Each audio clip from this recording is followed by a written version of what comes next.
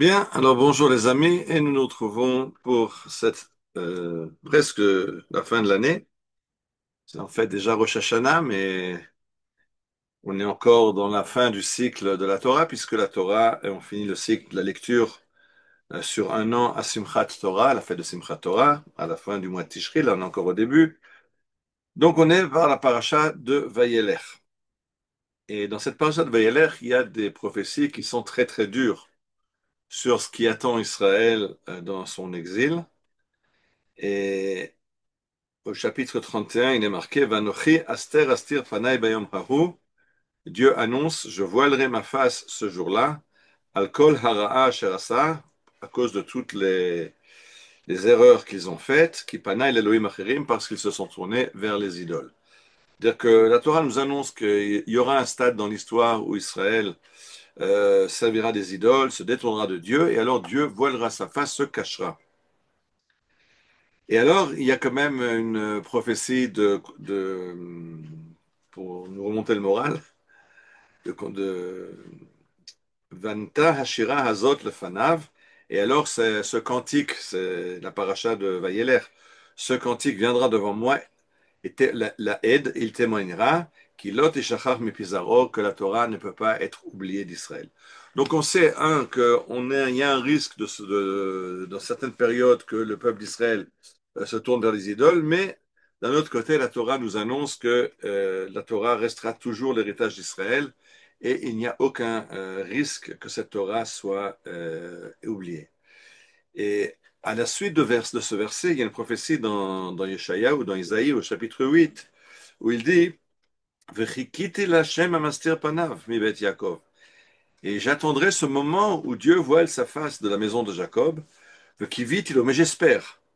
Iné anochi vaïladim asher natan li Hashem, parce que voici que moi et les enfants que Dieu m'a donnés, le otot ou le moftim be'Israël, ce sont des signes en Israël, mi Hashem tzavot hashachen be'ar Tzion, des signes que Dieu réside sur la montagne de Sion. Dire que Yeshayahu nous propose une lecture actuelle. Pour lui, il dit à son époque, c'est cette époque dont parle la Torah, où Dieu va se voiler. Et il dit, mais j'attends ça parce que je sais aussi qu'il y a un espoir, et qu'il y a un réconfort. Et que voilà que moi et les enfants que Dieu m'a donnés, le Talmud explique les enfants que Dieu m'a donnés, ce sont mes élèves, nous sommes la preuve que la Torah ne s'oublie jamais en Israël. Alors on va voir maintenant le texte du Talmud de Jérusalem que nous amène le Rav Blas. Rabbi Yaakov bar Abaye b'Shem Rabbi Acha.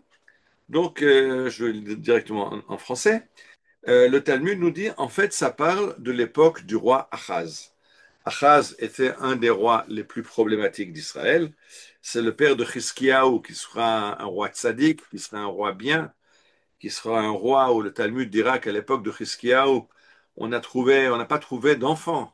Depuis le nord du pays jusqu'au sud du pays, un enfant qui ne connaissait pas toutes les lois de la Torah.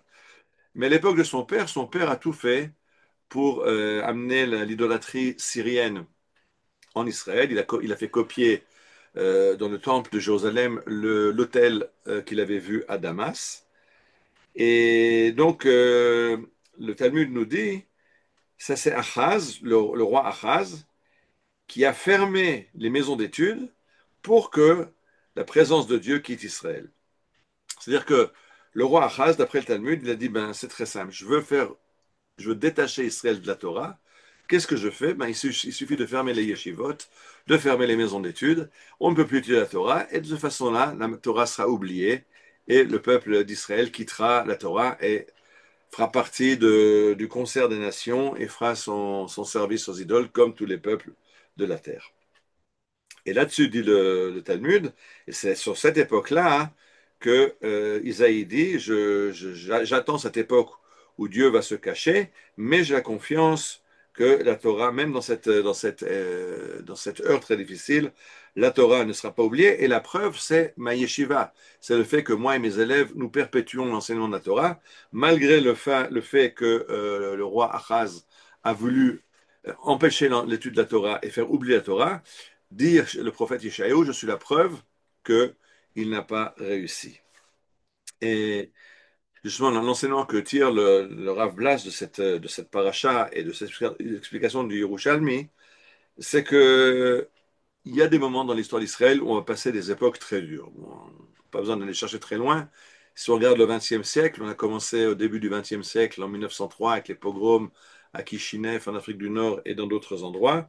On a continué avec la Shoah et il n'y a pas très longtemps, Simchat Torah d'il y a 2 ans était problématique.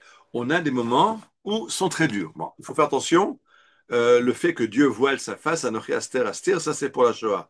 C'est pas pour ce qui s'est passé le 7 octobre. Ça relève d'un autre registre. Dieu n'a pas voilé sa face. La preuve, c'est qu'un jour après, nous avions repris le contrôle de la situation.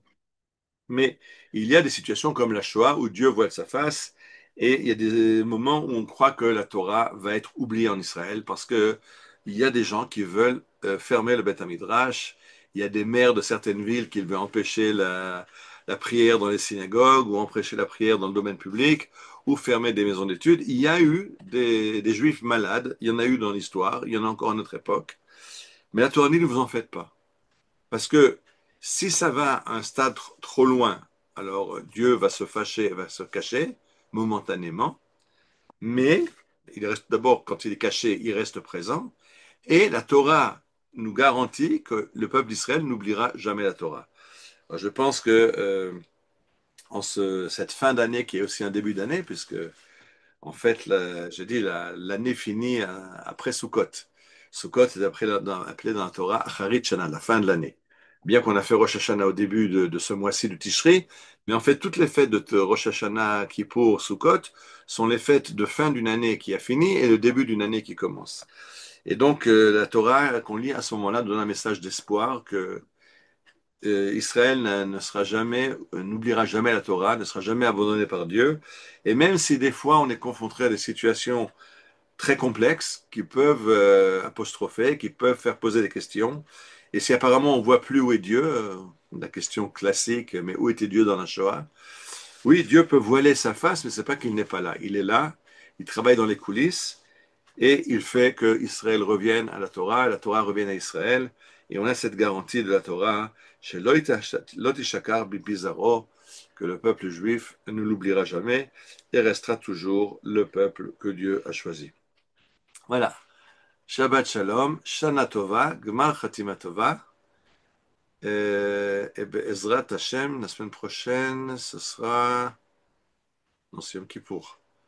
Bon, on verra quand c'est la prochaine fois. Vous suivez les annonces sur le WhatsApp, vous verrez quand c'est la prochaine étude. Shana Tova.